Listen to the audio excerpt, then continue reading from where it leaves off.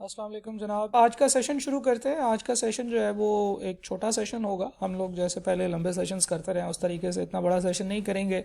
हम लोग बहुत ही बेसिक सी कुछ चीज़ें डिस्कस करेंगे क्योंकि जैसे ही आप एएफसी से फ्री होते हैं तो बंदा बहुत ज़्यादा मोटिवेटेड होता है, बहुत ज़्यादा सुपर एक्साइटेड होते हैं आप लोग कि जी अब आगे तो जो है ना वो हमने जैसे एएफसी का एग्ज़ाम इतने अच्छे तरीके से दिया है, हमने कैफ की भी ऐसी की तैसी कर देनी है। तो इन तमाम चीज़ों के बारे में हम लोग इंशाल्लाह डिस्कशन करेंगे। आपको मैं थोड़ा सा गाइड करूँगा और हमारा जो सारा फोकस होगा वो सिर्फ आप लोगों की गाइडेंस पे होगा। ठीक है जी। सेशन का बाकायदा आगाज़ करते हैं। हम लोग ये चीज़ बात कर लेते हैं कि हमने सेशन में क्या क्या देखना है। हमने ये देखना है कि कैफ के सब्जेक्ट्स क्या होते हैं, इनको प्लान कैसे करना चाहिए। ये एक जनरल सेशन है जो कि आज से तकरीबन 2-2.5 महीने पहले भी मैंने किया था और उसमें बहुत ज़्यादा डिटेल से हम लोगों ने बातें की थी।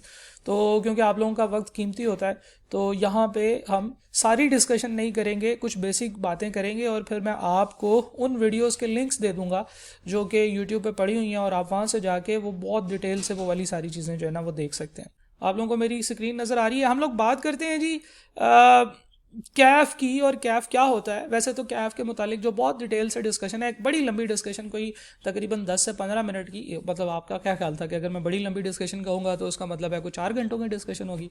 नहीं, तकरीबन 10-15 मिनट की डिस्कशन है जो मैंने पिछली दफ़ा सेशन में की थी। तो मुझे लगता है कि बार बार एक ही चीज़ को दोहराना अच्छी बात नहीं है। आप लोगों को ये ज़रूर पता होना चाहिए कि आप कैफ सब्जेक्ट क्या है, कैफ के एरियाज़ क्या क्या हैं, कैफ में पास फेल की रेशो क्या है, कैफ में अप्रोप्रिएट स्ट्रेटजी क्या है। तो इन तमाम चीज़ों को हम लोग जो है ना वो क्विकली डिस्कस करेंगे। लेकिन अगर आप बात करें कि इनके ऊपर आपको डिटेल से डिस्कशन चाहिए तो यही स्लाइड मैंने काफ़ी डिटेल से डिस्कस की हुई है जिसका लिंक आपको यूट्यूब से मिल जाएगा। राइट, यूट्यूब पे भी शेयर किया, फेसबुक पे भी, हर जगह पे शेयर की हुई है। तो कैफ के डिफरेंट एरियाज़ की डिस्कशन करने लगे हैं जी। सबसे पहली चीज़ है कि कैफ के जो एरियाज़ हैं उनको हम 5 मेजर क्लासेस में डिफाइन कर सकते हैं। कुछ एरियाज़ हैं जो आपके हैं अकाउंटिंग के एरियाज़, राइट।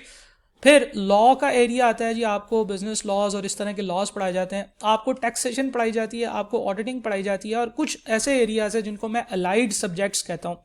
ये जो अलाइड सब्जेक्ट्स हैं या ये वाले जो 5 एरियाज हैं, इन 5 एरियाज को डिफरेंट कलर कोडिंग असाइन की गई है जिसको मैं अभी थोड़ी देर में एक्सप्लेन करूंगा।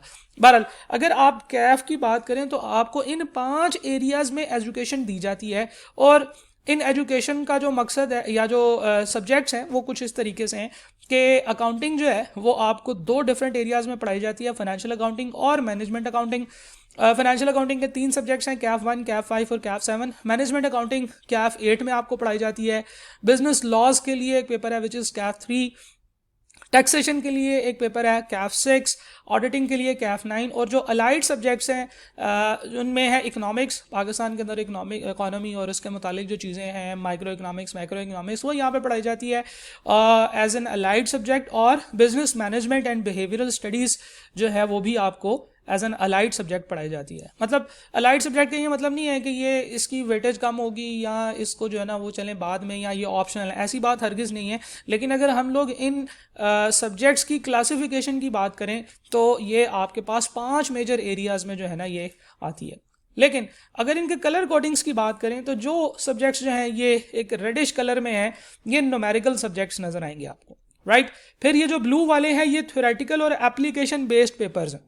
ठीक है जी, यानी कि लॉ में और ऑडिट में आपको थ्योरी पढ़ाई जाएगी, आपको उसको अप्लाई करना सिखाया जाएगा। इसके अलावा जो टैक्सेशन का पेपर है ये अकेला ग्रीन कलर का पेपर है और ये इसको हम कह सकते हैं कि ये न्यूमेरिकल प्लस थ्योरेटिकल है। इसमें न्यूमेरिकल कॉन्सेप्ट्स भी डिस्कस होते हैं और थ्योरेटिकल कॉन्सेप्ट्स भी डिस्कस होते हैं क्योंकि ये दोनों एस्पेक्ट्स हैं, हम इसको जो है ना वो कवर करते हैं। और जहाँ तक ये अलाइड सब्जेक्ट्स की बात है, ये थ्योरेटिकल या कंसेप्चुअल बेस जो है ना ये सब्जेक्ट्स हैं। अब ये 9 पेपर्स हैं कैफ 1 से लेकर कैफ 9 तक। इनको कैसे पढ़ना है, इनमें पास फेल की रेशो क्या है, वो सारी चीज़ें हम लोग डिस्कस करेंगे। लेकिन अभी आपको पहले बताना तो ये मकसद है कि ये जो सब्जेक्ट्स हैं इनके डायनामिक्स क्या हैं, इनकी नेचर कैसी है। अभी हमने कैफ के सब्जेक्ट्स की नेचर पढ़ी है कि ये क्या क्या चीज़ें हैं। अकाउंटिंग के कौन से सब्जेक्ट्स हैं जो न्यूमेरिकल हैं, थ्योरेटिकल कौन से होते हैं, इस तरह के जो सब्जेक्ट्स हैं वो कौन कौन से हैं और किस तरह से इनको पढ़ा जाता है। हम लोग आगे चलते हैं। कैफ सब्जेक्ट्स के अंदर इनके नाम देख लेते हैं और ये आप लोगों के सामने CAF one introduction to accounting, introduction to economics, नाम पढ़ के सुनाने की जरूरत नहीं है। हम लोग जो यहाँ पे स्लाइड में चीज़ डिस्कस करेंगे वो ये है कि ये पेपर बेस्ड एग्जाम्स होते हैं। आप एग्जाम हॉल में जाते हैं, वहाँ पे आपको एक आंसर शीट मिलती है जिसके ऊपर आपने क्वेश्चन पेपर पे दिए गए तमाम सवालों के आंसर लिखने होते हैं, और लिखने के बाद ये 100 नंबर का पेपर होता है। 3 घंटे 15 मिनट का ये पेपर होता है। पहले 15 मिनट जो आपको दिए जाते हैं वो रीडिंग टाइम होता है पहले, यानी कि फॉर एग्जांपल अगर आपका 9 बजे एग्जाम स्टार्ट होता है तो आपको 9 बजे क्वेश्चन पेपर मिल जाएगा, और आप जो है ना वो सिर्फ अगले 15 मिनट तक 9 बजे से लेकर 9:15 तक आप सिर्फ क्वेश्चन पेपर को पढ़ सकते हैं। उसके ऊपर डिफरेंट टाइप के निशान लगा सकते हैं, हाइलाइटर से हाईलाइट कर सकते हैं। क्वेश्चन पेपर के ऊपर अपने नाम के अलावा आपने और कुछ नहीं लिखना। हाँ, आप हाईलाइट कर सकते हैं, आप पेंसिल से निशान वगैरह लगा सकते हैं, राइट। अच्छा, उसके बाद 9:15 पे आपको आंसर शीट मिल जाएगी, और आंसर शीट के ऊपर आप लिखना शुरू कर सकते हैं, और 12:15 तक आपके पास राइटिंग का टाइम होगा। पासिंग मार्क्स 50 है, 50 नंबर आपने कम से कम हासिल करने हैं। 49 नंबर्स वाला जो है ना वो फेल होगा। एग्जाम्स जो हैं ये मार्च के और सितंबर के फर्स्ट वीक में होते हैं। तो ये वो बेसिक चीज़ें हैं जो कैफ के सब्जेक्ट से मुतालिक जो है वो मैंने आपको बतानी है। आगे चलते हैं जी, हम लोग एक और छोटी सी जो है ना वो बेसिक डिस्कशन करते हैं कि आई कैप का एग्जाम कैसे होता है। हम लोगों ने बात की कि मार्च या सितंबर के पहले मंडे से एग्जाम स्टार्ट हो जाते हैं। तो ये एग्जाम्स और इनकी टाइमलाइन जो है ना ये इंपॉर्टेंट है। ये कुछ इस तरीके से आपको नजर आ रही होगी, यानी कि पहले दिन मंडे को कैफ 6 और उसके बाद कैफ 1 होगा। यानी कि अगर आप कैफ 6 और 1 दे रहे हैं, वैसे तो नहीं देने चाहिए, तो इसका मतलब है कि आपके एक दिन में 2 पेपर होंगे, राइट। अच्छा, आप कैफ 1 और 9 दे रहे हैं तो एक इवनिंग में होगा, दूसरा अगले दिन मॉर्निंग में होगा। तो इस तरीके से आपके जो टाइम्स हैं वो चलते हैं कि कैफ 1 है, 2 है और 3 है। ये आपको लग रहा है कि बड़ा अच्छा कॉम्बिनेशन बनेगा, क्योंकि यहाँ पे दोनों तीनों एग्जाम्स के दरम्यान में काफ़ी आपको टाइम मिल जाएगा, राइट। सो ये जो टाइम टेबल है इसको भी जहन में रखना चाहिए सब्जेक्ट को सेलेक्ट करते वक्त। और यहाँ से जो हमने कुछ चीज़ें जो एक्सट्रैक्ट की हैं वो ये हैं कि जनाब सेम डे वाले पेपर्स आपने नहीं पिक करने हैं। इससे पहले मैं आपको ये बता दूं कि कैफ 9 के जो 9 के 9 पेपर्स हैं उनमें से कोई भी ज़्यादा से ज़्यादा 5 पेपर्स दे सकते हैं, 5 से ज़्यादा पेपर्स नहीं दे सकते। और उसमें कोई लिमिट नहीं है, कोई रिक्वायरमेंट नहीं है कि आपने ये पेपर्स देने हैं और ये वाले पेपर्स इन पेपर्स के साथ मिला के नहीं देने हैं। आप कोई भी पेपर किसी और पेपर के साथ मिला के दे सकते हैं, लेकिन ये चीज़ें जो है ना ये बातें जहन में रखें ताकि आप मिस प्लानिंग ना करें, इल प्लानिंग ना करें, आपकी प्लानिंग ठीक रहे, राइट। सो आपने ऐसे पेपर्स इकट्ठे नहीं करने हैं जो सेम डे में हो रहे हैं। फॉर एग्जांपल अगर एक दिन है मंडे तो उसमें कैफ 6 हो रहा है, फिर कैफ 1 है, कैफ 8 है, 2 है, 7 है, 3 है। तो ये वाली जो सारी चीज़ें ये आपने जहन में रखनी है। बैक टू बैक पेपर्स भी अवॉइड करने चाहिए। 1 के साथ 9 नहीं रखना चाहिए, क्योंकि एक दिन आप शाम को पेपर दे के जाएंगे, अगले दिन फिर सुबह पेपर होगा। 2 के साथ 4 नहीं रखना चाहिए, राइट। इसी तरीके से ऐसे पेपर्स जो कि इंपॉर्टेंट पेपर्स हैं, जैसे फॉर एग्जांपल 9 और 3 ये थ्योरेटिकल बेस्ड पेपर्स हैं, ये काफ़ी इंपॉर्टेंट होते हैं बच्चों के लिए, तो ये आपने इकट्ठे नहीं करने हैं, राइट। सो जो पेपर को जो सेलेक्ट करने का या पेपर को साथ लेके चलना है आपने, उसके लिए कुछ चीज़ें जो नहीं करनी वो मैंने आपको इस स्लाइड में बताई। हम लोग आगे चलते हैं, आप लोगों के क्वेश्चंस मैं ज़रूर लूँगा, लेकिन इस स्लाइड के बाद ये स्लाइड बता रही है जी आई कैप में रिजल्ट के ट्रेंड्स क्या आते हैं, और ये पासिंग रेशो बता रहा है ये स्लाइड, ठीक है जी। फॉर एग्जांपल हम लोग बात करते हैं ऑटम 20 जो बिल्कुल ही लेटेस्ट अटेम्प्ट रही है, उसमें सबसे अच्छा रिजल्ट कैफ 1 का आया। जो सबसे अच्छा रिजल्ट है वो मैंने ग्रीन हाईलाइट किया हुआ है, राइट। हर अटेम्प्ट में सबसे अच्छा रिजल्ट फॉर एग्जांपल 2020 ऑटम 20 में 43% कैफ 1 का आया, और सबसे बुरा 28% कैफ 8 का आया, राइट। खैर बहरहाल ये 43% भी कोई बहुत अच्छा रिजल्ट नहीं है, क्योंकि इसमें अगर आप देखें तो 100 में से 43 स्टूडेंट्स पास हो रहे हैं और 57 स्टूडेंट्स फेल हो जाते हैं, राइट। अच्छा, उससे पिछली अटेम्प्ट में देखें spring 20, autumn 20, spring 19, autumn 18, spring 18, तो आपको नजर आएगा कि कैफ 3 एक ऐसा सब्जेक्ट है जिसमें कंटिन्यूसली बच्चे बुरा परफॉर्म कर रहे हैं। हाँ, इस दफ़ा थोड़ा अच्छा परफॉर्म किया है बच्चों ने, 35% इसका रिजल्ट आया है। तो यहाँ से हमें ये पता चलता है कि कैफ के बच्चे किस सब्जेक्ट में ज़्यादा स्ट्रगल कर रहे हैं। लेकिन अगर हम लोग इन सब्जेक्ट्स को इन रैंक कर दें इनके रिजल्ट वाइज, तो हमें नज़र आएगा कि जो सबसे अच्छा पिछले 6 महीनों में रिजल्ट रहा है वो कैफ 1 का रहा है। कैफ 1 में बच्चे सबसे ज़्यादा पास कर पाते हैं। फिर दूसरे नंबर पे आता है जी कैफ 4, फिर तीसरे नंबर पे आता है जी कैफ 5, ये वो सब्जेक्ट्स हैं जिनमें बच्चा अच्छा परफॉर्म कर पाता है। फिर उसके बाद जो है चौथा number, that is for Kaif 8, कि जिसमें बच्चे नॉर्मली अच्छा परफॉर्म कर पाते हैं। तो इस तरीके से आपके पास ऑर्डर्स में ये चीज़ समझ आ रही है कि अभी तक आई कैप में बच्चों ने कौन से सब्जेक्ट में कैसा परफॉर्म किया है। अच्छा, जब ये बात हो गई तो फिर मैं कहूँगा कि ये स्लाइड तो आप जो है ना बिल्कुल डिसरिगार्ड कर दें, इसके ऊपर तो बिल्कुल गौर ना करें, क्योंकि आप तो इंशाल्लाह तमाम सब्जेक्ट्स में पास हो रहे होंगे, अपने तमाम रेलेवेंट पेपर जो भी आप देंगे उनको पास करेंगे। क्यों? क्योंकि अब आपके पास एक एनालिसिस है, आपके पास हमने नतीजा निकाल के आपको दे दिया है कि यार देखें ये वजूहत हैं जिसकी वजह से बच्चे फेल होते हैं। आप वो काम नहीं करेंगे तो इंशाल्लाह आइंदा आहिस्ता आहिस्ता ये जो रिजल्ट है ये बेहतर होना शुरू हो जाएगा, राइट। तो यहाँ पे जो मैंने आपके साथ बात शेयर करनी थी वो ये थी कि देयर आर सम सब्जेक्ट्स जिसमें बच्चों को प्रॉब्लम आती है। फॉर एग्जांपल अगर आप देखें कैफ 1, 2 और 3, पहले 3 सब्जेक्ट्स में रैंक क्या आ रहा है? 1, 6 और 7।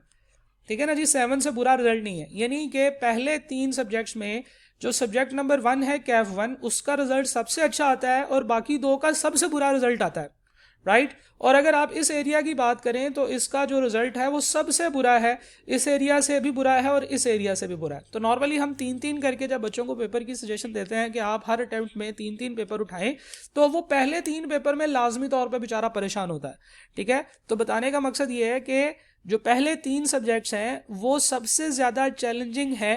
पहले 3 में अगर हम कैफ 2 और कैफ 3 की बात करें तो ये सबसे ज़्यादा चैलेंजिंग है क्योंकि इनका रिजल्ट सबसे बुरा होता है, राइट। तो इसमें सबसे ज़्यादा बच्चे फेल होते हैं। कैफ 1 में बहरहाल बाकी तमाम सब्जेक्ट से ज़्यादा अच्छा रिजल्ट इसका होता है। यहाँ से आपको कुछ गाइडलाइंस मिलेंगी ज़रूर रिगार्डिंग फास्ट ट्रैक और आपको किस तरीके से अपनी सब्जेक्ट को प्लान करना चाहिए। लेकिन हम लोग यहाँ से चलते हैं आगे। लेकिन आगे जाने से पहले अब मैं क्वेश्चन की विंडो ओपन करने लगा हूँ।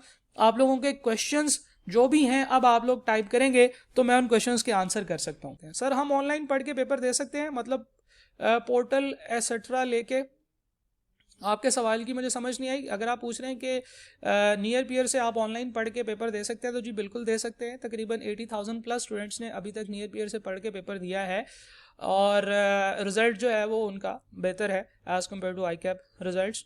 और हम लोग ये बात करते हैं कि कैफ को आइडियली कैसे प्लान करना चाहिए, ठीक है। ये वो चीज़ है जो कि फास्ट ट्रैक वाले बच्चों के लिए तो उतनी नहीं है, लेकिन मैं पहले आपको बताना चाहता हूं कि कैफ का जो आपका जो कॉम्बिनेशन है या जो तरीकाकार है वो क्या होना चाहिए। देखें अभी फर्स्ट, सेकंड और थर्ड अटैम्प्ट की हम लोग बात करें कि फर्स्ट अटैम्प्ट में आप कैफ 1, 2, 3 उठाएं, सेकंड अटैम्प्ट में 4, 5, 6 लें और थर्ड अटैम्प्ट में 7, 8, 9। This is as simple as that. ICAP ने जब सब्जेक्ट के कोड्स डिज़ाइन किए थे ना, उस वक्त उन्होंने बहुत डिटेल से समझा था, सोचा था और उन्होंने डिसाइड किया था कि हमने पेपर्स के नंबर्स ऐसे रखने हैं कि बच्चों को एक मैसेज मिले कि यार इन पेपर्स को इसी तरतीब से पढ़ो तो तुम्हारे लिए आसानी होगी। तो जो आई कैप के अंदर लोग बैठे हुए हैं जिन्होंने सब्जेक्ट्स प्लान किए हैं, उन्होंने जो नंबर्स जिस तरतीब से लेके चले हैं उसमें कोई ना कोई मैसेज तो छुपा हुआ है ना बच्चों के लिए। तो जो आइडियल प्लान है वो ये है कि आपने कैफ 1, 2 और 3 पहला कॉम्बिनेशन देना है। लेकिन अनफॉर्चुनेटली अभी हम ये भी देख के आए हैं कि 1, 2 और 3 में जो कैफ 1 है उसका रिजल्ट सबसे अच्छा आता है, कैफ 2 और 3 का रिजल्ट सबसे बुरा आता है। ये लीस्ट परफॉर्मिंग पेपर्स हैं पूरे के पूरे कैफ के, और 2 और 3, राइट। अच्छा, इसके बाद अगर हम लोग सेकंड और थर्ड एरिया की बात करें, जिसे हम सेकंड या थर्ड अटैम्प्ट कह सकते हैं, क्योंकि टोटल हम लोग बात करते हैं कि कैफ जो है ना वो 3 अटैम्प्ट्स में प्लान होती है। पहली अटैम्प्ट में 1, 2, 3, दूसरी अटैम्प्ट में 4, 5, 6 और तीसरी अटैम्प्ट में 7, 8, 9। यहाँ पे मैं आप लोगों को एक बात बता दूं, आप लोग इस बात को पल्ले से बांध लें। जो लड़कियां हैं वो अपने पल्ले से बांध लें और जो लड़के हैं वो अपनी जेब में डाल लें और जेब ऊपर से सी लें। और वो बात ये है कि कैफ 1, 2 और 3 अगर आप ये 3 पेपर फर्स्ट अटैम्प्ट में पास कर जाएं तो फिर आप ये सोच लें कि आपने कैफ काफ़ी आधा क्लियर कर लिया है, राइट। एटलीस्ट कैफ आपने आधा क्लियर कर लिया है, क्योंकि 1, 2, 3 में 2 पेपर ऐसे हैं जिनका रिजल्ट सबसे बुरा आता है। और इसमें बुरा आने की वजह ये नहीं है कि वो पेपर मुश्किल हैं, या चलें हम कह सकते हैं कि जी एक पेपर है वो काफ़ी बड़ा है, उसमें जो है ना वो बहुत सारी चीज़ें हैं, लेकिन इतना बड़ा पेपर नहीं है, इतना मुश्किल पेपर नहीं है वो हरगिज़ भी, राइट। प्रॉब्लम ये होती है कि जब हम लोग कैफ एएफसी पास कर लेते हैं, हमें लगता है कि यार ये तो बहुत ही आसान है, ये तो बस मैं खेलता भी रहा, मैं दोस्तों के साथ भी घूमता फिरता रहा, फिर भी मेरा एएफसी पास हो गया, तो फिर सीए कैफ भी पास हो जाएगा, फिर सीफैप भी पास हो जाएगा, एमएसए भी पास हो जाएगा। ऐसे नहीं होता है, राइट। एक बच्चे ने मेरे से पूछा कि सर क्या अगला लेवल मुश्किल होगा, तो मैंने उससे कहा यार देखेंगे, जब आप कोई भी गेम खेलते हैं ना, तो उस गेम का अगला लेवल पीछे वाले से लेवल से मुश्किल होता है। तो इसी तरीके से जो अगले लेवल आने वाले हैं वो पीछे वाले से मुश्किल होंगे। प्रॉब्लम ये होती है कि बच्चे इजी करते हैं। एएफसी का पेपर में पासिंग परसेंटेज 50% होती है। बच्चे जो थोड़े से लाइक होते हैं, शाइन होते हैं, जिन्होंने 80% मार्क्स लिए होते हैं अपने एफएससी वगैरह में, वो एएफसी इजीली पास कर जाते हैं और उन्हें लगता है कि यार ये तो बड़ा मजे का जो है ना वो सीन है, सीए तो कर लेंगे। पता नहीं लोग एम ही कहते हैं, सीए में जो है ना वो डिफिकल्टीज आती हैं। प्रॉब्लम यहाँ पे आती है जब बच्चे वही सेम एटीट्यूड लेके कैफ 1, 2 और 3 में जाते हैं। 1, 2 और 3 वहां पे जब वो पढ़ना शुरू करते हैं तो उनको अकाउंटिंग अच्छी लगती है, क्योंकि अकाउंटिंग जो है ना वो एक न्यूमेरिकल सब्जेक्ट है, उसमें ज़रा चलें कैलकुलेशन वगैरह करके जो है ना वो बच्चे पास हो जाते हैं। लेकिन इकोनॉमिक्स उनको अच्छी नहीं लगती, लॉ उनको बिल्कुल भी अच्छा नहीं लगता अनफॉर्चुनेटली। तो इस वजह से उनका जो झुकाव है वो कैफ 1 की तरफ होना शुरू हो जाता है। हालांकि जितनी वैल्यू कैफ 1 की है उतनी ही वैल्यू कैफ 2 की है और उतनी ही वैल्यू कैफ 3 की है। आप कैफ 1 पास नहीं करेंगे तो भी आप जो है ना वो उसी तरह से है जिस तरह से आपने कैफ 2 पास नहीं किया या कैफ 3 पास नहीं किया, आपका एक पेपर फेल काउंट होगा, right. So the thing is के हम लोग उसी सेम माइंडसेट के साथ जब चलते हैं ना तो हम फेल हो जाते हैं। और ये फेलियर बहुत ज़्यादा तंग करता है आपको, क्योंकि बच्चे को समझ नहीं आ रही होती। बहुत सारे बच्चों ने जिंदगी में पहली दफ़ा फेलियर कैफ 1, 2, 3 में आके देखा होता है। उससे पहले तो वो हमेशा फर्स्ट आए होते हैं, या उससे पहले उनका एक अच्छा रिजल्ट होता है, 80% मार्क्स, 70% मार्क्स, और अब वो ये सोच सोच के परेशान होते रहते हैं कि उनके 100 में से 40 नंबर आए। वो इसलिए परेशान हो रहे होते हैं क्योंकि उन्होंने पढ़ा नहीं होता। तो आप लोग अब आगे जो भी प्लान करें, जो भी आपका प्लान हो, हमेशा एक चीज़ ध्यान में रखें कि Kaif 1, 2, 3 is the most important part of your CA qualification. अगर यहाँ से आपने, जैसे कहते हैं ना कि आपने टेक ऑफ किया, आपने यहाँ से जंप अप किया, तो फिर उसके बाद कैफ 2, 3 जो है वो आपके इजीली हो जाएंगे। बच्चों की अटेम्प्ट लगती है कैफ 1, 2, 3 में, फिर वो थोड़ा सा संभलते हैं, थोड़ा पढ़ते हैं, फिर जिन लोगों को अपनी प्रॉब्लम्स का पता चल जाता है वो फिर वहाँ से टेक ऑफ करते हैं, और कैफ 4, 5, 6, 7, 8, 9 के रिजल्ट्स फिर आपके सामने हैं कि जो काफ़ी बेहतर होते हैं कैफ 2 और 3 के रिजल्ट से। सो आइडियली आपको 3 अटेम्प्ट्स में कैफ करना है। पहली अटेम्प्ट में कैफ 1, 2, 3, दूसरी में कैफ 4, 5, 6, तीसरी में 7, 8, 9। अब जिन लोगों की यहाँ पे कुछ एग्जाम्पशंस हैं, फॉर एग्जांपल अगर आपकी कैफ 1, 2 अगर आपकी एक एग्जाम्पशन है, तो आप अगले जो आपका पैकेज है यानी कि ये वाला 4, 5, 6 वाला, इसमें से कैफ 4 अपने साथ मिला लें, राइट। 5 और 6 ना मिलाएं। अगर आपकी 2 पेपर में एग्जाम्पशन है तो 4 और 5 साथ में मिला लें, 6 फिर भी ना मिलाएं। तो इस तरीके से आपने नीचे से जितने पेपर्स आपके निकलते जा रहे हैं, आपने गिनती में अगला नंबर उठाना है। ये सिंपलेस्ट और इजी, मतलब सबसे अच्छी अप्रोच है। इसके अलावा कुछ और बातें जो आपने ज़हन में रखनी है, इसके बाद हम इंशाल्लाह फास्ट ट्रैक की बात करेंगे। Don't combine papers which are back to back on same day, ये बात हम लोगों ने कर ली। उसके बाद हम लोगों ने ये भी बात की कि एप्लीकेशन बेस्ड एग्जाम्स जो है ना उनको इकट्ठा करके नहीं देना चाहिए, क्योंकि मैंने बहुत सारे लोग देखे हैं जिनके सारे पेपर पास हो जाते हैं, कैफ 3 और 9 ही फेल हो रहा होता है उनका, बार बार कैफ 3 और 9 में फंसे होते हैं। तो ये सब्जेक्ट्स ऐसे हैं, इसका मतलब पता चल जाता है कि ये ब्लू कलर वाले एग्जाम्स हैं। इसका मतलब ये है कि उन बच्चों की जो एप्लीकेशन बेस है, या जिन वो बच्चे जो अप्लाई करना चाहते हैं वो अप्लाई नहीं कर पाते हैं सही से, थ्योरेटिकल सब्जेक्ट्स में वो स्ट्रगल कर रहे होते हैं। मैंने बहुत सारे बच्चे ऐसे भी देखे जिनके तमाम न्यूमेरिकल सब्जेक्ट्स जो हैं वो रहते हैं, और तमाम न्यूमेरिकल सब्जेक्ट्स पास हो गए हैं, और थ्योरेटिकल सब्जेक्ट्स जो है ना वो रहते हैं, राइट। और बहुत एक या दो बच्चे मैंने ऐसे भी देखे जिनके तमाम थ्योरेटिकल सब्जेक्ट्स पास थे और न्यूमेरिकल सब्जेक्ट्स रहते थे। तो वो जो सबसे पहले मैंने आपको स्लाइड बताई थी, वो शायद आपको लग रहा होगा सर ने अभी बस शो ऑफ करने के लिए बनाया। ये मैंने अपने एक्सपीरियंस से देखा है कि बच्चे एक खास तरह के जो है ना वो एरिया में स्ट्रगल कर रहे होते हैं, खास तरह के सब्जेक्ट में उनको प्रॉब्लम आ रही होती है। तो वो जो चीज़ है ना उसको कवर करने के लिए हमें हर आस्पेक्ट को समझना होगा। हमें देखना होगा कि न्यूमेरिकल सब्जेक्ट की रिक्वायरमेंट्स क्या हैं और उसको कैसे फुलफिल किया जाना चाहिए। हमें ये देखना होगा कि थ्योरेटिकल सब्जेक्ट्स की रिक्वायरमेंट्स क्या हैं और उन रिक्वायरमेंट रिक्वायरमेंट्स को कैसे फुलफिल किया जा सकता है, हमें ये देखना होगा कि जो numeric theoretical plus application based exams हैं उनको कैसे हम लोगों ने टैकल करना है, राइट। इसके अलावा कैफ 1 और 5 जो हैं ये इकट्ठे दिए जा सकते हैं, इसमें कोई मसला नहीं है। कुछ लोग सोचते हैं यार दोनों अकाउंटिंग है, एक बेसिक अकाउंटिंग है, एक एडवांस अकाउंटिंग है, तो हमें लगता है कि ये दोनों सब्जेक्ट्स एक दूसरे को सपोर्ट करते हैं, राइट। अगेन ये भी एक सजेशन है, एक आर्ग्यूमेंट है। हो सकता है कोई टीचर आपको ये कहे कि यार नहीं, जब तक तुम्हारा कैफ 1 पास नहीं होता तुमने कैफ 5 में नहीं जाना, तो there can be different approaches, लेकिन हमारे ख्याल से कैफ 1 और 5 को इकट्ठा मिला के दिया जा सकता है अगर आपने मिलाना है। अगर आपने ये जो 3 बने बनाए पैकेट्स हैं, इन पैकेट्स को तोड़ना है तो आप 5 को पीछे लेके जा सकते हैं। जैसे फॉर एग्जांपल आपका एक पेपर एग्जाम्प्ट है या 2 पेपर एग्जाम्प्ट है या पास हो गए हैं, तो फिर आप जो है ना उस तरीके से इसको प्लान कर सकते हैं। आगे चलना चाहिए जी। 3 से ज़्यादा पेपर्स आपने नहीं लेने हैं कभी भी, ये हमेशा एक गलत अप्रोच होगी। 3 से ज़्यादा पेपर सीए में कभी भी नहीं लेने चाहिए कैफ के अंदर, और सी फैप में तो ये जो नंबर है ये 2 पेपर पर अटेम्प्ट पे चला जाता है, लेकिन अभी हम कैफ की बात कर रहे हैं, ठीक है जी। प्रॉपर टाइम ब्रेक्स होनी चाहिए 2 कंसेक्टिव एग्जाम्स के दरमियान में, ये बात हमने की। अगर आपने एक पेपर में फेल हो गए हैं खुदा ना खास्ता, तो अगली अटेम्प्ट में उसी पेपर को दोबारा करें ताकि जो आपने पीछे पढ़ा हुआ है वो आपको भूल ना जाए। क्योंकि अक्सर ऐसे होता है आपने 2 पेपर लिए, एग्जाम दिए, 3 पेपर दिए, एग्जाम एक पेपर फेल हो गया और आपने अगले 3 उठाए थे। आपने सोचा कि सर जहांजेब ने तो कहा था कि यार ये पैकेट तोड़ने नहीं है, तो अब मैं 4, 5, 6 जो है ना इसी को देता रहता हूँ और कैफ 3 बाद में दे दूंगा। 4, 5, 6 जो है फिर आपको उसमें परेशानी होगी। कैफ 3 जो है वो आपको साथ में देना चाहिए, क्योंकि आपने ऑलरेडी उसमें 40-45 नंबर्स हासिल किए हुए हैं, आपने उन चीज़ों को याद किया हुआ है और आपने उस नॉलेज को भूलना नहीं है। इसलिए आप जल्दी से जल्दी ये काम जो है ना वो करते जाएं। एट एनी गिवन टाइम आप 4 से ज़्यादा ओपन पेपर्स ना रखें। ओपन पेपर से ये मुराद है कि ऐसे पेपर जो आप अभी पढ़ रहे हैं और आपने अभी वो पास नहीं किए, राइट, या एक दफ़ा आपने एग्जाम दे दिया, इसको हम ओपन पेपर कहते हैं। आई कैप में ओपन पेपर का कोई कॉन्सेप्ट नहीं है कि आपने कितने पेपर ओपन कर दिए, इतने अभी आपके क्लोज हैं। मैं just for the sake of explaining this concept मैं ये कह रहा हूँ कि आपने 4 से ज़्यादा पेपर्स पे हाथ नहीं डालना कभी भी। आपके पेपर्स रहते हैं तो आप आगे आगे दौड़ने की बजाय अपना जो पहले जो आपने पेपर्स पढ़े हैं उनको संभाल के रखना है, उनको कवर करने की कोशिश करनी है, राइट। सो यहाँ पे ये बात हो गई कि कैफ 1 से लेकर 9 तक पेपर्स की एक आइडियल अप्रोच क्या होती है।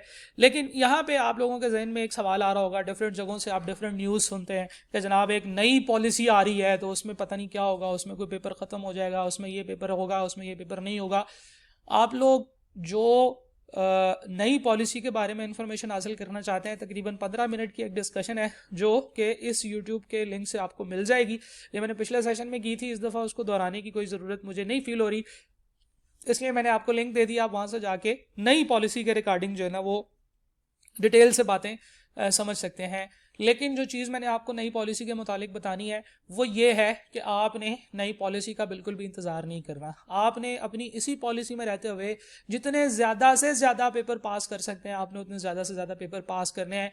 कैफ 1, 2, 3 आप बिल्कुल उसी तरतीब से शुरू करें और इनको इसी तरतीब से पास करते चले जाएं, right. So this was the discussion, this was my take on the new policy. जो भी है जैसे भी है, बहुत सारे लोग यूट्यूब पे वीडियोस डाल रहे हैं, सनसनियाँ फैला रहे हैं कि जी नई पॉलिसी के बारे में नई बात पता चली है, नई पॉलिसी ये है, नई पॉलिसी आ गई है। ऐसी बातें जो है ना इनके ऊपर आपने कान नहीं धरना, आपने अपनी स्टडी को फोकस करना है और उसी के हिसाब से आपने टाइम जो है ना वो लेके जाना है, ठीक है जी। अभी आप लोगों के कुछ क्वेश्चंस मैं नहीं ले रहा, बड़ी डिटेल से एक मैंने डिस्कशन की कि कैफ में फेलियर की रीजंस क्या है। मैं चाहता हूँ कि अगर आप लोग कैफ में आ रहे हैं तो आपको ज़रूर पता होना चाहिए कि कैफ में लोग फेल क्यों होते हैं। और मैं आपको बताऊं कि अगर आप ये वाली चीज़ों को सुन के समझ के और इनको अपने पल्ले से बांध लें तो आपका there is no doubt, there is not even a single piece of doubt कि आपका जो कैफ है वो पहली अटैम्प्ट में पास हो नहीं होगा, राइट। आप इन तमाम चीज़ों को आपने जहन में रखना है। अब ये वीडियोज़ के लिंक्स हैं, ये इंपॉर्टेंट है। और इस फेलियर को कैसे ओवरकम करना चाहिए इसके लिए भी हम लोगों ने बड़ी डिटेल से बात की है, जिसको रिपीट करने की जो है ना वो अब ज़रूरत नहीं है। अच्छा, फास्ट ट्रैक के बारे में अब मैं बात करने लगा हूँ, फास्ट ट्रैक की मिथ्स और रियलिटीज़। और ज़रा गौर से सुनिएगा इन बातों को, क्योंकि हो सकता है कि मैं ऐसी बातें कर रहा हूँ जो कि शायद आप लोगों के जो पहले से जो जहन बना हुआ है उससे थोड़ा डिविएट कर रही हैं, डिफ्रेंशिएट कर रही हैं। सबसे पहली बात जो मैं फास्ट ट्रैक के बारे में करना चाहूँगा वो ये है कि फास्ट ट्रैक एक्चुअली है क्या। जो लोग दिसंबर अटेम्प्ट में AFC में एग्ज़ाम्स देते हैं उन लोगों को ये कहा जाता है कि भाई अगर आप AFC के रिजल्ट के फ़ौरन बाद, जो कि जनवरी के पहले 10 दिनों में आता है, उसके फ़ौरन बाद अगर आप 1 या 2 पेपर उठा लें फास्ट ट्रैक में तो आपके लिए बहुत ज़्यादा बेनिफिट है। आपकी अटेम्प्ट बच जाएगी, आपकी अटेम्प्ट काउंट नहीं होगी। ये गोल्डन अटेम्प्ट है जो काउंट नहीं होती। तो जनाब सबसे पहली बात जो बच्चों को ये कह के वर्गला के इसमें लाया जाता है वो ये है कि आप जो है ना वो तकरीबन ये थोड़ा सा दिन है, कोई 50-60 दिन है, आप इसमें पढ़ें तो आप जो है ना वो अपना पेपर पास कर सकते हैं। ठीक है, ये एक बड़ा मतलब जैसे समझ लें कि जैसे एक बड़ा हैवी आर्ग्यूमेंट है जिसमें बहुत सारे इफ्स एंड बट्स हैं। तो हम एक एक करके इनके बारे में बात करते हैं। सबसे पहली चीज़ जो लोगों को बताई जाती है वो ये है कि फास्ट ट्रैक जो है ना ये बोनस अटेम्प्ट है और ये आपका टाइम सेव करेगी। अच्छा, इस तरीके से मैं आपसे पूछना चाहता हूँ कि अच्छा अगर आपको लगता है कि जी फास्ट ट्रैक जो है वो टाइम सेव करेगी, तो ज़रा उन लोगों से आर्ग्यूमेंट पूछना चाहिए कि अच्छा चलें जी, अगर मैं फर्स्ट अटैम्प्ट कर रहा हूँ, मैं कोशिश करता हूँ कि मैं आपको जो है ना वो बड़ा बड़ा करके लिख के दिखा दूँ। मैं इसको थोड़ा सा और इसको फॉन्ट साइज भी बड़ा कर लेता हूँ। देखें जनाब, पहली बात फर्स्ट अटैम्प्ट है जी बोनस अटैम्प्ट। बोनस अटैम्प्ट में आपको कहा जाता है कि कैफ 1 दे दें। अच्छा, फिर सेकंड अटैम्प्ट में आप क्या देंगे, थर्ड अटैम्प्ट में आप क्या देंगे। क्या आप सेकंड और थर्ड अटैम्प्ट में 9 में से एक पेपर आपने बोनस अटैम्प्ट में दे दिया। बोनस अटैम्प्ट तो तब होगी ना कि जब आपकी मार्च अटैम्प्ट मार्च 2021, उसके बाद सितंबर 2021 और उसके बाद मार्च 2020 में आपके ये इन 3 अटैम्प्ट्स में आपका जो है ना वो पूरा हो जाए, तो तभी ये बोनस अटैम्प्ट होगी। अदरवाइज जो प्लान था या जो मैंने आपके साथ प्लान शेयर किया है वो ये है कि सितंबर 21 में आप फर्स्ट अटैम्प्ट दें, आप मार्च में सेकंड अटैम्प्ट दें, और मार्च 2022 में आप सेकंड अटैम्प्ट दें और सितंबर 2022 में आप थर्ड अटैम्प्ट दें, और उसके साथ जो है ना वो आप पेपर्स दें। ठीक है जी, इसमें आप 1 2 3 दें, इसमें आप 4 5 और 6 दें, और इसमें आप 7 8 और 9 के एग्जाम्स दें। So this is the ideal plan जो कि मैंने आपके साथ शेयर किया। लोग आपको कहेंगे कि अच्छा जी आप ऐसे करें कि आप ये जो मार्च 21 की अटैम्प्ट है ना इसमें भी दें एक पेपर, यानी कि कैफ 1। अच्छा, अगर इसमें एक पेपर देंगे तो क्या हमें बेनिफिट ये मिलेगा कि ये वाली अटैम्प्ट हमारी बच जाएगी?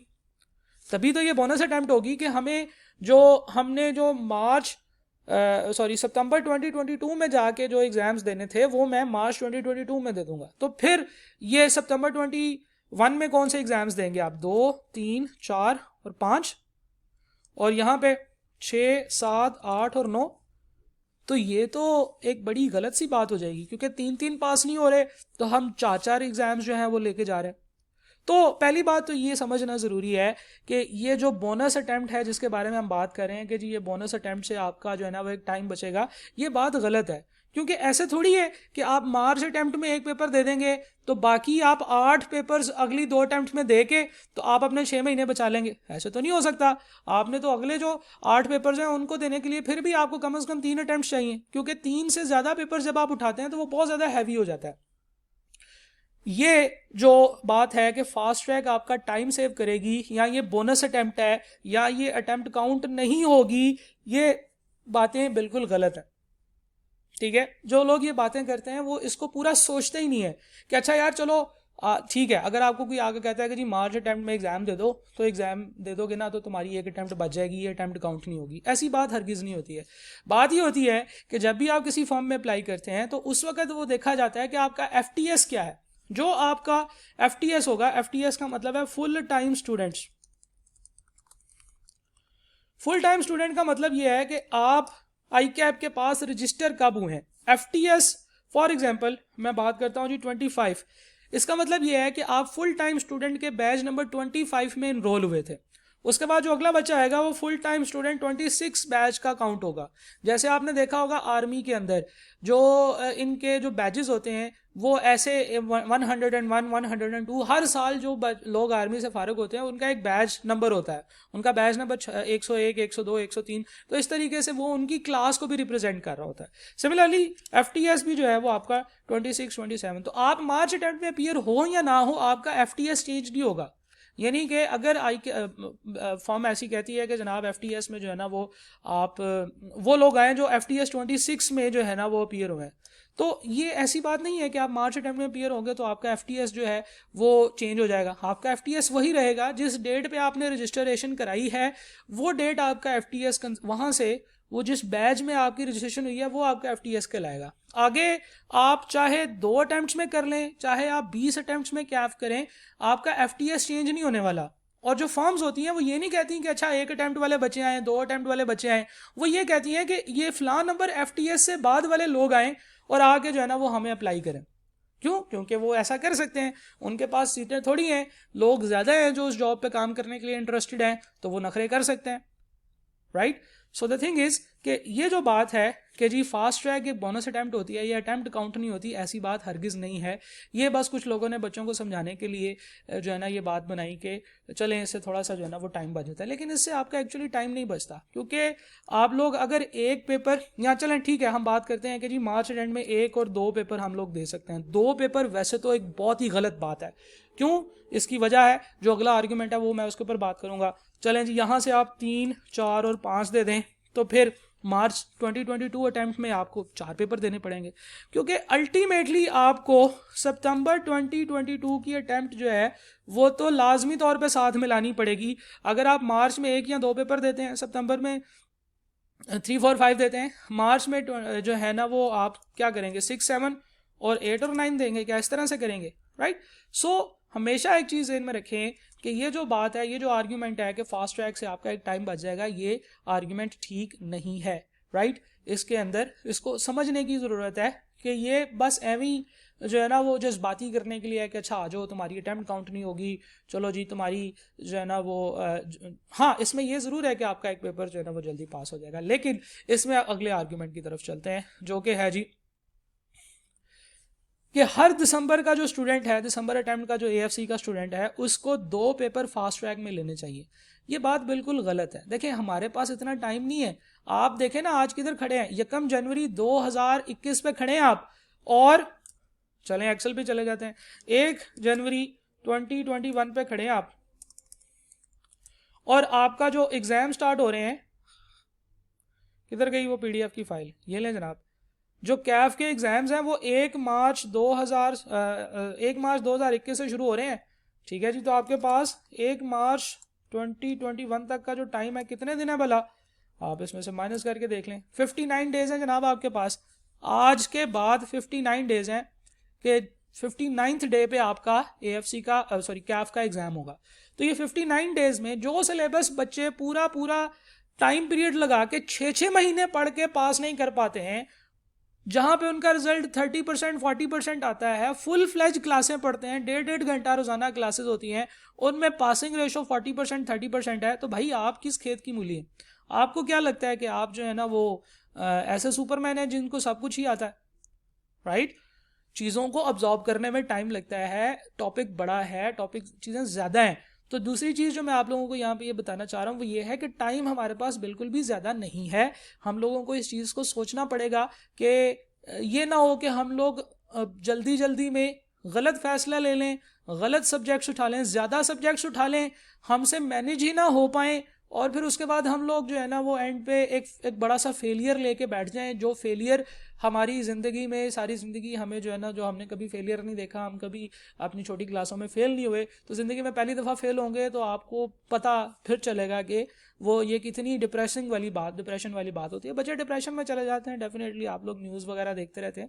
बहरहाल वो फेस भी आता है इंसान की लाइफ में जब उसको फेलियर देखना पड़ता है। फेलियर को डिप्रेशन में जाके तो नहीं देखा जा सकता, लेकिन द थिंग इज़ कि आपने फेलियर को अवॉइड करना है। आप एक अच्छे जो अक्लमंद आदमी है वो फेलियर को हमेशा अवॉइड करने की कोशिश करता है। ये थोड़ी है कि ज़िंदगी में कभी ना कभी तो फेलियर देखना है तो चलो फिर फास्ट ट्रैक में ही देख लेते हैं, ऐसे थोड़ी है। सो this is the wrong planning. और रॉन्ग प्लानिंग क्या है कि जी हमारे पास बहुत ज़्यादा टाइम है। अगला जो आर्गुमेंट है वो ये होता है कि जी हमारे पास बहुत ज़्यादा टाइम है जिसमें हम लोग पढ़ सकते हैं, ठीक है जी।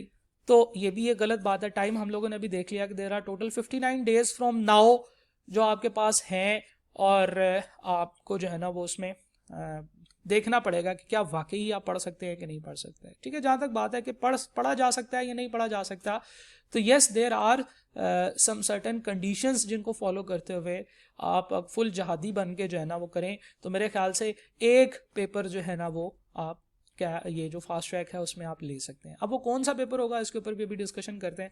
लेकिन एक और आर्गुमेंट जो है ना वो दिया जाता है कि जी मैंने कैफ का सिलेबस पढ़ा हुआ है, जैसे आप लोगों ने भी मुझे शुरू में बताया कि जी आप लोगों ने कैफ 1 पढ़ा हुआ है, कैफ 2 पढ़ा हुआ है, या जो फॉर एग्जाम्पल स्पेसिफिकली वो लोग जो कि अगस्त अटेम्प्ट में अपीयर हुए थे एएफसी में, ये सोच के कि वो अगस्त में अपीयर होंगे, एएफसी पास करेंगे और फिर उसके बाद सितंबर अटेम्प्ट में कैफ में अपीयर होंगे, ये वो लोग हैं जिनको लगता है कि उन्होंने कैफ के पेपर्स पढ़े हुए हैं और उन पेपर्स के ऊपर जो है ना वो उनकी अच्छी ग्रिप है, और वो अब उन्होंने प्लान भी किया हुआ था कि चलो दिसंबर में अपीयर होते हैं और उसके बाद पास कर सकते हैं। ये वो लोग हैं जिनके लिए चीज़ें कुछ ईजी हैं, कुछ पॉसिबल हैं, क्योंकि इन्होंने पढ़ा हुआ है। ठीक है जी, तो ऐसे लोग जिन्होंने ऑलरेडी सिलेबस पढ़ा हुआ है, वो लोग जिन्होंने अगस्त 2020 की अटैम्प्ट में अपीयर हुए थे, जो मतलब एक एक्स्ट्रा एडिशनल अटैम्प्ट आई थी उसमें, तो इस तरह के तमाम लोगों के लिए देयर इज़ समथिंग जो कि हम लोग प्लान कर सकते हैं। बाकी तमाम लोगों को बस मैंने टाइम दिखाना है कि 59 डेज़ हैं। देखिए ना, 59 डेज़ अगर हैं, आज का दिन गुजर गया, you only have 58 days. Problem यह है कि अगर इन दिनों में से कोई भी 1 या 2 दिन खुदा न खास्ता आप बीमार हो जाते हैं, कोई 2-3 दिन आप पढ़ नहीं सकते हैं, तो वो गैप इतना बड़ा हो जाएगा कि आप उस गैप को कवर नहीं कर पाएंगे। नॉर्मली जो डिफरेंट फिजिकल इंस्टीट्यूट्स में जो क्लासेस शुरू होती हैं वो आपको 4-4, 5-5 घंटे क्लासें पढ़ाते हैं और फिर उसके बाद आपको कहते हैं कि ठीक है आप 3-4 घंटे घर बैठ के भी ये टॉपिक पढ़ो तो फिर तुम्हारा टॉपिक कवर होगा, राइट। और उसके लिए एक बड़ी स्पेसिफिक किस्म की जो है ना वो मेहनत चाहिए, एक जिहाद करना पड़ता है।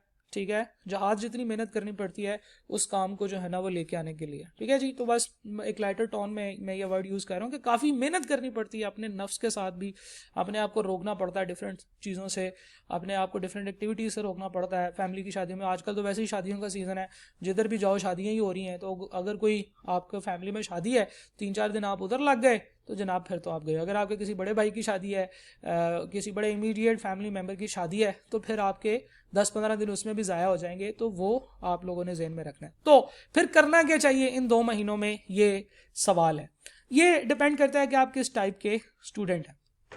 सही है जनाब, ये डिपेंड करता है कि आप किस टाइप के स्टूडेंट हैं।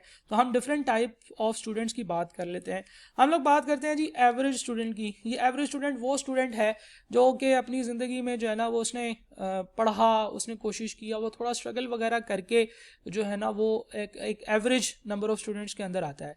ठीक है, वैसे तो ये एक बड़ी जालिमाना सी एवरेज मतलब ये है कि परसेंटेज होगी, लेकिन मैं अगर ये कहूँ कि if you have got marks in your FSC between what I can say 60 to 75% marks, तो आप अपने आप को एक एवरेज स्टूडेंट जो है ना वो काउंट करें। ठीक है जी, एफएससी मेडिकल के अंदर या एफएससी प्री इंजीनियरिंग के अंदर, then you should consider yourself an average student. ठीक है, अब ये जो बात है ना, ये इसलिए मैंने पहले बताया कि ये एक ऐसी परसेंटेज है जो कि शायद कुछ लोगों को बुरी लगे कि सर ये आपने क्या कह दिया, मैं तो एवरेज स्टूडेंट नहीं हूँ, मैं तो बड़ा इंटेलिजेंट स्टूडेंट हूँ, मेरे मार्क्स है ना वो नहीं है। लेकिन अगर आपको एक रूल ऑफ थंब चाहिए, एक टोटका चाहिए, एक छोटा सा फार्मूला चाहिए, तो मेरे ख्याल से वो लोग जिनके 60 to 75% मार्क्स होते हैं, ये लोग एवरेज स्टूडेंट्स कहलाते हैं। इनको एवरेज स्टूडेंट्स वाली प्लानिंग करनी चाहिए हमेशा। ठीक है, क्योंकि अगर ये बहुत ज़्यादा 30 मार खान होते, ये बहुत ज़्यादा तुर्रम खान होते, तो फिर ये अपने एफएससी वगैरह के रिजल्ट्स में भी अच्छा परफॉर्म करते और ये ऊपर वाली कैटेगरी में फॉल कर रहे होते। तो जो एवरेज स्टूडेंट्स हैं उनको चाहिए कि वो इस टाइम पीरियड के दौरान एक चीज़ के ऊपर फोकस करें, which is called writing skills test. Writing skill test भी एक टेस्ट होता है जो आप एएफसी के बाद दे सकते हैं, लेकिन ये ज़रूरी नहीं है कि आप एएफसी के बाद और कैफ से पहले करें, आप इसको किसी भी वक्त दे सकते हैं। राइटिंग स्किल टेस्ट एक 40 या 50 नंबर का टेस्ट होता है, जिसमें आपने आईकैप हाउस जाना, आईकैप के एग्जामिनेशन सेंटर में जाना होता है और वहाँ पे जाके कुछ एक लेटर लिखना होता है, एक ऐसे लिखना होता है, तो इस तरह की चीज़ें होती हैं। तो आपने राइटिंग स्किल टेस्ट के ऊपर फोकस करना है, आपने कैफ के पेपर्स की तरफ नहीं जाना, राइटिंग स्किल टेस्ट करना है। और अगर कहीं से पॉसिबल हो सके तो आपने PCSE 2 भी कर लेना है। ठीक है, PCSE भी जो है ना वो खैर 2 नहीं, PCSE 1 भी जो है ना वो आपने कर लेना है। ठीक है। वैसे तो अब 1 और 2 का कॉन्सेप्ट ही खत्म हो गया है, क्योंकि पहले 2 PCSE होते थे, अब आपके पास एक ही PCSE है। तो जो बच्चे तो जो अपने आप को एक एवरेज अप्रोप्रिएट स्टूडेंट समझते हैं, उनको चाहिए कि वो कैफ के पेपर्स पे हाथ ना डालें। वो जो है, क्योंकि अगर वो पेपर करेंगे भी तो फिर वो उसको कंप्लीट नहीं कर सकेंगे। तो मार्च 21 की जो अटेम्प्ट है उसमें तो आपको जो है ना ये राइटिंग स्किल और इसके ऊपर फोकस करना चाहिए। सितंबर 21 की अटेम्प्ट की तरफ चलते हैं। आपने कैफ 1, 2 और 3 लेना है। मार्च 2022 की अटेम्प्ट की तरफ चलते हैं। आपने 4, 5 और 6 लेना है। और फिर उसके बाद आपने सितंबर 2022 की अटेम्प्ट की तरफ चलते हैं, तो आपने 7, 8 और 9 के जो है ना वो पेपर्स पढ़ने हैं और इनको पास करना है, ठीक है। N average student following the rules जो कि मैंने आपको बताए हैं, आप उनको करते हुए you can pass this paper easily. अगर आपकी कोई एग्जाम्पशन हैं, फॉर एग्जाम्पल अगर आपकी कैफ 1 से एग्जाम्पशन है, तो सबसे पहले आप ऊपर वाले पैकेज में से 4 अपने साथ में लाएं, यानी कि पेपर नंबर 4 कैफ 4 अपने साथ में लाएं। आपकी 1 में एग्जाम्पशन है, 2 में एग्जाम्पन है, 3 में तो खैर एग्जाम्पन मुश्किल होती है, 1 में या 2 में एग्जाम्पन है, तो आपने पहला जो 3 पेपर का जो कॉम्बिनेशन आपने देना है वो आपने जो है वो 1, 2 और 3 का दे लें। और अगर कोई पेपर उसमें से एग्जाम है तो फिर ऊपर से पहले 4 नीचे लेके आए, ठीक है। फिर उसके बाद 5 नीचे लेके आए, यानी कि इसी नंबर की तरतीब को आप आगे पीछे ना करें, इसको फॉलो करने की कोशिश करें। So this was the suggestion for an average student. And if you are a very good student, ठीक है, ये वो स्टूडेंट्स हैं जिन्होंने मोर देन 75% मार्क्स जो है ना वो अपनी प्रीवियस स्टडीज़ में लिए हैं, 80%, 82%, 85%, 90%, 95%। इन लोगों को भी मार्च 21 की अटेम्प्ट में राइटिंग स्किल्स कैफ 1 और 2 में से किसी एक पेपर की तरफ जाना चाहिए। इससे ज़्यादा पेपर्स आपको नहीं उठाने चाहिए। This is very important to understand, क्योंकि हमारे पास इतना टाइम नहीं है, आपको इनसे ज़्यादा पेपर्स नहीं लेने चाहिए, कैफ 1 और 2।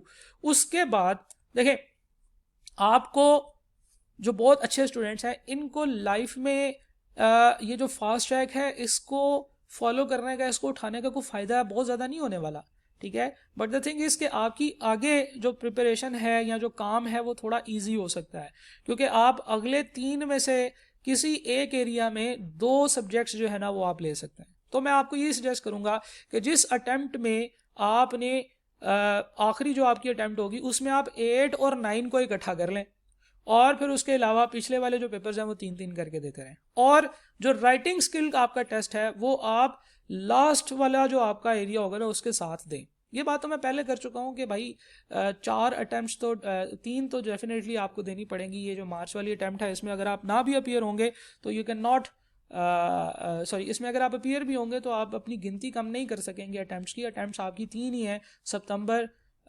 मार्च और सितंबर, राइट। तो इस तरीके से this should be your part. तो आप लोग मार्च 2021 में जो है ना वो किस तरीके से चलेंगे, आप 1 या 2 ले लें। आप फिर राइटिंग स्किल और PCSE वगैरह इसके साथ ना करें, ठीक है। सितंबर 21 में आप लोग 3 पेपर्स ले सकते हैं अगले जो भी हैं, और मार्च 2022 में आप लोग अगले 3 पेपर्स ले सकते हैं, ठीक है जी। और फिर उसके बाद सितंबर 2021 में आप 2 पेपर्स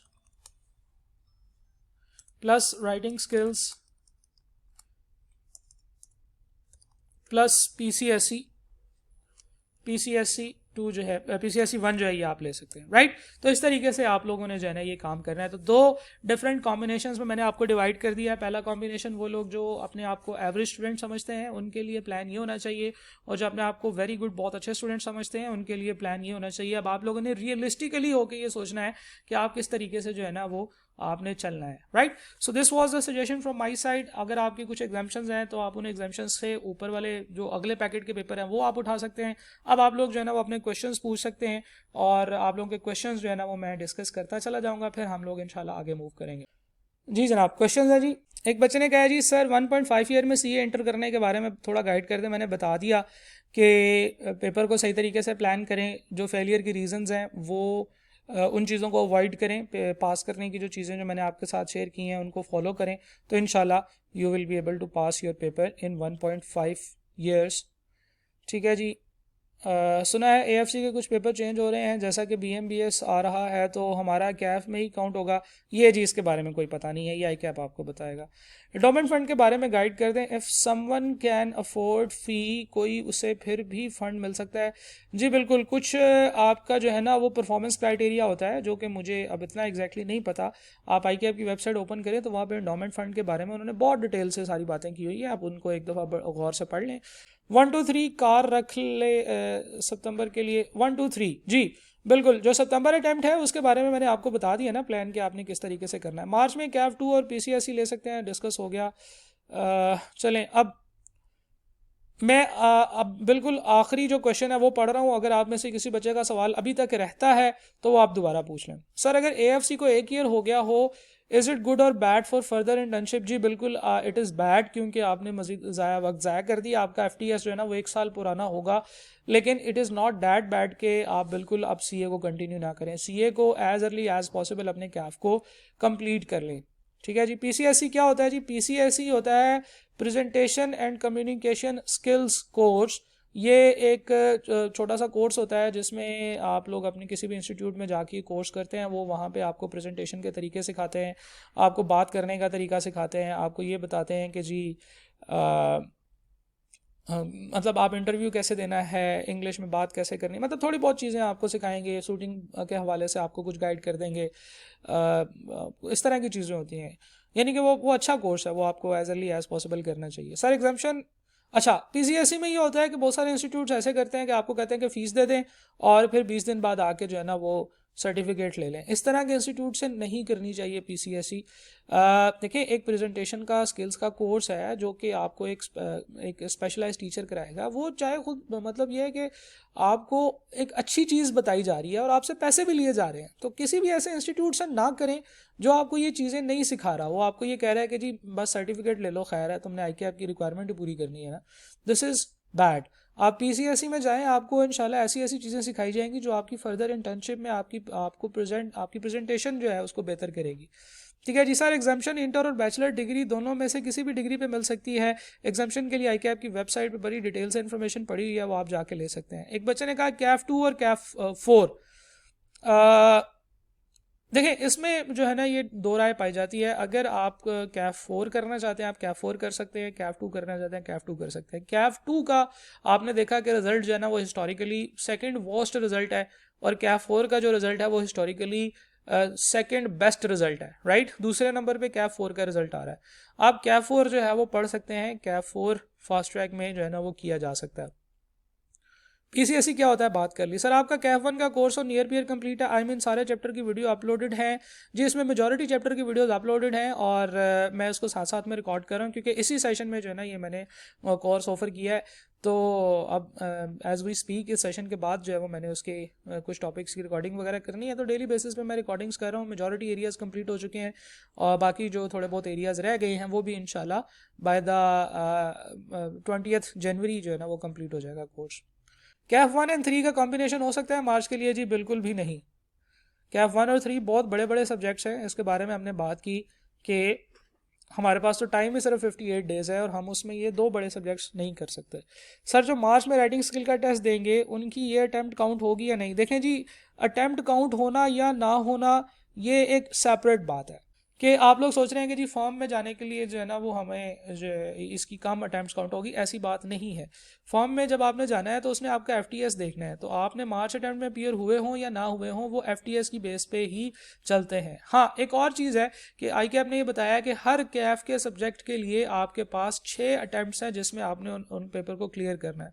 तो 6 तक तो वैसे ही बात नहीं जाती है कि जो है ना वो इंशाल्लाह आप जब इसको अच्छे तरीके से प्लान करेंगे तो आप पहली अटैम्प्ट में इसको क्लियर कर लेंगे या दूसरी में कर लेंगे। लेकिन अगर आप गलत प्लानिंग करेंगे, आप वो तमाम काम करेंगे जो मैंने आपको बताए हैं कि नहीं करने, तो फिर आपको जो है ना वो फेलियर का सामना करना पड़ सकता है, जिसकी वजह से आपको अटैम्प्ट्स की काउंटिंग के बारे में परेशान होने की ज़रूरत पड़ सकती है। बहरहाल अगर आप वैसे नहीं करेंगे तो आप इंशाल्लाह अच्छा प्लान करके पहली दफ़ा इस पेपर को पास करने में कामयाब हो जाएं। राइटिंग स्किल टेस्ट और पीसीएसई ईजी है? जी बिल्कुल, राइटिंग स्किल टेस्ट और पीसीएसई दोनों बहुत ईजी हैं। राइटिंग स्किल में तो आपने बड़ी दफ़ा मजमून वगैरह तो लिखे होंगे, लेटर्स लिखे होंगे, आपने सिंपल उन रूल्स को फॉलो करते हुए दोबारा से अच्छी सी राइटिंग करनी है। तो राइटिंग स्किल आपका पास हो जाएगा। PCSE इज़ अ सर्टिफिकेशन जो कि आपको वो इंस्टीट्यूट देता है जिसमें आपने वो अप्लाई किया होता है, PCSE की क्लास ज्वाइन की होती है। तो नॉर्मली ये इजी होता है, तमाम इंस्टीट्यूट जो है ना वो अपने बच्चों को सर्टिफिकेट दे देते हैं, क्योंकि इसमें ऐसे नहीं है कि आप कितने मार्क्स आएंगे तो आप पास होंगे। आपने प्रेजेंटेशन देनी है, आपकी प्रेजेंटेशन से आपका टीचर खुश होगा तो वो आपको कुछ स्पेसिफिक नंबर्स देगा, वो आपकी जो है ना वो सर्टिफिकेट वगैरह उसके हिसाब से बन रहा होगा। सर मैंने अक्टूबर में AFC पास किया और CAF 1 और CAF 2 की तैयारी स्टार्ट कर दी, but due to some reasons मैं स्टार्टिंग पे तैयारी नहीं कर पाया और अभी इस वक्त तक मेरी CAF 1 की तैयारी 45% है और CAF 2 की तैयारी 30% है। क्या आप सजेस्ट करेंगे कि मैं दोनों मार्च में दे दूं मेहनत करके, या सिर्फ 1 या कोई भी नहीं? एक पेपर आपको जो है ना वो देना चाहिए, क्योंकि आपके दोनों पेपर्स की तैयारी एक दूसरे के आसपास ही है, दोनों पेपर्स की तैयारी लेस देन 50% है एज पर यू। और अगर आप 45% किसी सब्जेक्ट का कह रहे हैं तो डेफिनेटली वो 45% से कम ही होगी, क्योंकि नॉर्मली हम अपनी चीज़ों को ओवर स्टेट करके बताते हैं, हम अपने आप को ओवर एस्टिमेट करते हैं। तो this is reality of life, आपने जो है ना उसका बुरा नहीं मनाना। लेकिन नॉर्मली अगर इफ़ यू से ना हो कि आपकी 45% तैयारी है तो मैं इसे 45 नहीं 35% कंसिडर करूँगा। तो आप एक पेपर दे लें, CAF 1 या 2 में से जो आपको ज़्यादा अच्छा लग रहा है इस वक्त वो आप एक पेपर दे लें, लेकिन 2 के लिए ना जाएं, 2 का आपके पास टाइम नहीं है। सर आई डू ICOM तो मैंने CAF 2 का सोचा है, तो ये इजी होगा कवर करने के लिए। एक पेपर आप कर सकते हैं जैसे मैंने आप लोगों को बताया, if you have some previous background और if you have studied this subject earlier, आपने किसी भी स्टेज पे ये सब्जेक्ट पढ़ा है CAF 1 या 2, तो आप इसको एक पेपर को कर सकते हैं। ठीक है जी। Student 1 complete CAF in 1.5 years, लेकिन किसी पेपर में एक से ज़्यादा अटैम्प्ट लग गई। Student 2 complete CAF in 1.5 year, सारे पेपर फर्स्ट अटैम्प्ट में ही क्लियर हुए। Compare the student at time of articles in CA career. मेरे ख्याल से ये दोनों बिल्कुल सेम है, क्योंकि टाइम पीरियड मैटर करता है कि आपने कितने टाइम पीरियड में जो है ना वो CAF क्लियर किया है, और 1.5 ईयर जो है ये तो मिनिमम टाइम है। ठीक है, अटैम्प्ट्स वगैरह अगर किसी की लग गई हैं तो फिर ये है कि अगर वो फॉर्म वाले ये कह रहे हैं कि अच्छा जी तुम्हारी तो 2 अटैम्प्ट्स हैं तो हम तुम्हें नहीं रखेंगे, लेकिन मेरे ख्याल से जहाँ तक मुझे पता है फॉर्म्स जो है ना वो आपको FTS वाइज कॉल करती हैं कि फ़लाँ FTS वाले बच्चे आ जाएं, तो वो जो FTS वाले बच्चे आएंगे वो उनको उनके टाइम के हिसाब से जो है ना वो फैसिलिटेट करेंगे। मार्च में CAF 2 और PCSE ले सकते हैं क्या? PCSE की अलग क्लासेस होंगी?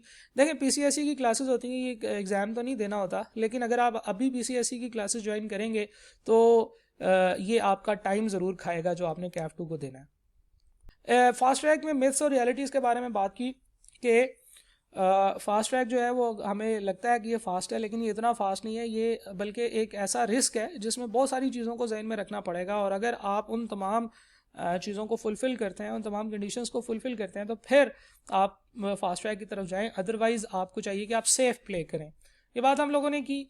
फिर जो लोग जिनके बारे में हम लोगों ने ये भी बताया कि जी आप फास्ट ट्रैक कर सकते हैं, ये वो स्टूडेंट्स हैं जिन्होंने पहले ये सब्जेक्ट पढ़ा है या जिनको लगता है कि अभी वो कर सकते हैं। जैसे मैंने आपको बताया कि 75% से ऊपर, ये एक लूज सा क्राइटेरिया है, एक समझ लें कि एक टोटका सा है जो मैंने बताया कि आप यहाँ से अपने आप को जो है ना वो फिल्टर आउट कर सकते हैं कि can you go for fast track और नॉट। ठीक है जी। जो बच्चे नियर पीयर के फास्ट ट्रैक में आ चुके हैं, मैं समझूंगा कि ये वो लोग हैं जो कि अच्छा परफॉर्म करके आए हैं अपनी प्रीवियस क्वालिफिकेशंस के अंदर, यही वो लोग हैं जो कि कर सकते हैं पास। लेकिन इनमें भी फिर हम लोगों को ये देखना पड़ेगा कि किस तरीके से आपने अगले 50-60 दिनों में जो है ना वो प्रिपरेशन करनी है। तो नियर पीयर के जो फास्ट ट्रैक बैच है इसके बारे में मैं आप लोगों को कुछ इन्फॉर्मेशन दे दूं।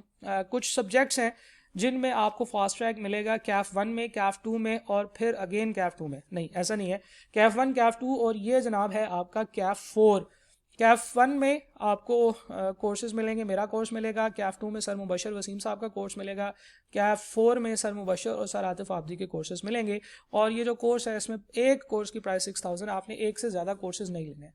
लेकिन क्यों मैं इनको फास्ट ट्रैक कह रहा हूँ, ये चीज़ इंपॉर्टेंट है समझना। सबसे पहली चीज़ ये है कि इन सब्जेक्ट्स की, हर सब्जेक्ट की एक सब्जेक्ट स्पेसिफिक लाइव ओरिएंटेशन होगी जो कि अगले कुछ दिनों में प्लान होगी, राइट। 5 तारीख से ऑनवर्ड इन चारों सब्जेक्ट्स की एक एक ओरिएंटेशन होगी जिसमें जिसको वो बच्चे ज्वाइन करेंगे जिन्होंने इस सेशन को लेना है। और ये मैं आपको पहले बता चुका हूँ कि ये वो बच्चे हैं जो अपने आप को वेरी गुड स्टूडेंट समझते हैं और जिन्होंने अच्छा परफॉर्म किया वैसे पहले भी, जिनको लगता है कि वो अच्छा जो है ना वो ये इस टाइम को अच्छा कैप्चर कर पाएंगे, राइट। इसके बाद इन सेशंस के अंदर आपके वीकली टारगेट्स होंगे। फॉर एग्जांपल आपको जो पहला ओरिएंटेशन सेशन होगा उसमें आपको बता दिया जाएगा कि आपने अगले एक वीक में कितने टॉपिक्स, कितनी वीडियोस कवर करनी है और आप वो वीडियोस जो है वो कोर्सेज के अंदर से कवर करेंगे जो नियर पीयर पे अवेलेबल है।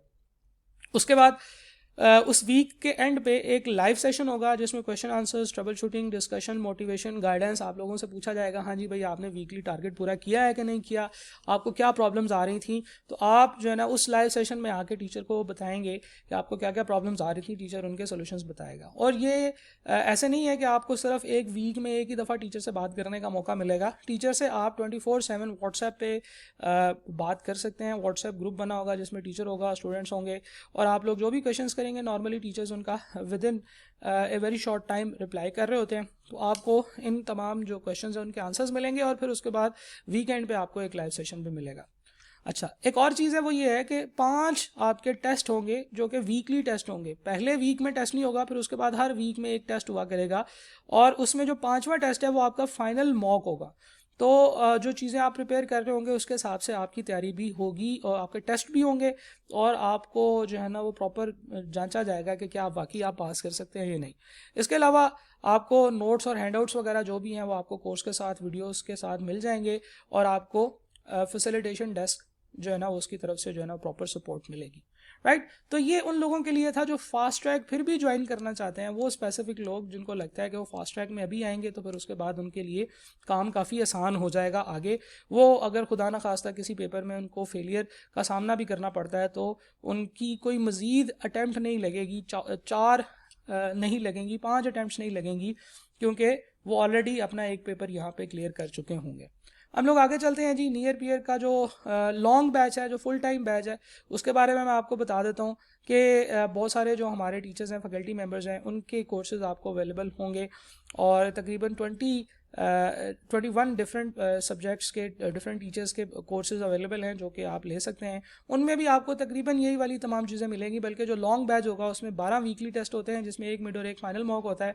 अभी आप लॉन्ग बैच के लिए भी रजिस्टर करा सकते हैं। आप कहते हैं कि जी नहीं, मैंने तो कुछ भी नहीं करना, मैंने सिर्फ राइटिंग स्किल और PCSE 2 करना है और जो कैफ 1, 2, 3 है वो मैंने अब सितंबर अटैम्प्ट में देना है, तो आप उसके लिए भी अभी से एनरोल करा सकते हैं। आपके पास सितंबर अटैम्प्ट तक तकरीबन 9 महीने होंगे, इफेक्टिवली 8 महीने होते हैं, 9th मंथ में तो वो एग्ज़ाम्स होते हैं, तो 8 महीने होंगे आपके पास जिसमें आपने ये 3 सब्जेक्ट्स करने हैं तैयार, तो आप उसको इजीली कवर कर सकते हैं। तो अभी से आप लॉन्ग बैच के लिए भी नियर पीयर पे एनरोल करा सकते हैं और क्रैश कोर्स के लिए भी एनरोल करा सकते हैं। बाकी तमाम फैसिलिटीज़ जो हैं वो डेफिनेटली बिल्कुल वैसे ही हैं। If you want to go for long batch तो कैफ के एक सब्जेक्ट की जो प्राइस है, जो कॉस्ट है, वो है जी 11,000। लेकिन आप अगर कुछ पैकेज लेना चाहें तो आपके सामने ये पैकेज की फ़ी भी लिखी हुई है, 2 पेपर, 3 पेपर, 4 पेपर, और इवन आप पूरा का पूरा कैफ एक ही दफ़ा एनरोल करा सकते हैं फॉर 70,000, जिसमें आपको हर पेपर जो है वो बहुत ज़्यादा सस्ता पड़ रहा होगा, right. So this is how near peer offers their courses. आप लोगों को 2 तरह के कोर्सेज दिए जाते हैं। एक है आपको फास्ट ट्रैक, ये उन बच्चों के लिए है जिनको मैंने कहा कि आप फास्ट ट्रैक ले सकते हैं, ये जो वेरी गुड स्टूडेंट्स थे इनके बारे में। और जो एवरेज स्टूडेंट्स हैं ये या तो नियर पीयर का पूरा पैकेज ले सकते हैं या 2-2-3 दिन करके अपने पेपर्स अभी से ले सकते हैं लॉन्ग बैच के लिए और सितंबर अटैम्प्ट की तैयारी अभी से शुरू कर सकते हैं, ठीक है जी।